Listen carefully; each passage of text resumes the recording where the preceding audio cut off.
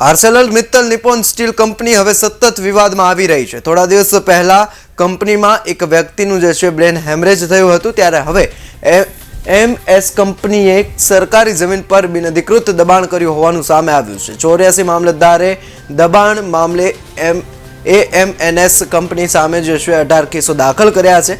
18 પૈકીના 10 કેસોમાં 18 કરોડનો દંડ ફટકારાયો છે અને અન્ય 8 કેસોમાં પણ દંડ થવાની સંભાવનાઓ રહેલી છે। બિનઅધિકૃત દબાણને લઈ મામલતદાર એક્શનમાં છે। કંપની દ્વારા ગેરકાયદેસર બનાવવામાં આવેલી 100 મીટરની દિવાલ તોડી પાડવામાં આવી છે। સરકારી જમીન પર હોટલ, ઢાબા સહિતના 100 જેટલા અન્ય દબાણો પર દૂર કરાયા છે।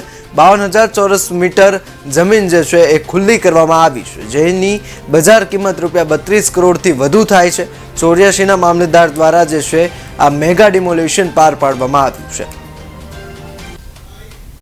અમારા દ્વારા છેલ્લા દોઢ મહિનાથી માનનીય જિલ્લા કલેક્ટર સાહેબના અધ્યક્ષસ્થાને અને ઓલપાડ પ્રાંત સાહેબના માર્ગદર્શન હેઠળ અમારા દ્વારા છેલ્લા મહિનાથી કામગીરી કરવામાં આવી રહી છે, જેમાં અમે મોરા ગામ, ડામકા ગામ વગેરે ગામોમાં અમે નેશનલ હાઈવેને જે રિબન એરિયા અને એમાં દબાણો હતા તે ઉપરાંત અમારી જે સરકારી જગ્યાઓ હતી 148 સર્વે નંબર છે જેવા વિવિધ સર્વે નંબરોમાં, જેમાં સ્થાનિકો દ્વારા અને બહારના દ્વારા જે દબાણો કરવામાં આવેલા તે દબાણો અમે તોડી પાડીને દૂર કરીને ખુલ્લી જગ્યા કરવામાં આવેલી છે। આ ઉપરાંત ગઈકાલે અમે હજીરા ખાતે પણ વિવિધ જે સ્થાનિકો દ્વારા હોટલ, ધાબા, પંચરની દુકાનો જેવી મોટી મોટી દુકાનો બનાવી અને ભાડા ઉપર આપેલી હતી તેને પણ તોડી પાડી અંદાજિત 52,000 ચોરસ મીટર જેટલી જગ્યા ખુલ્લી કરી છે।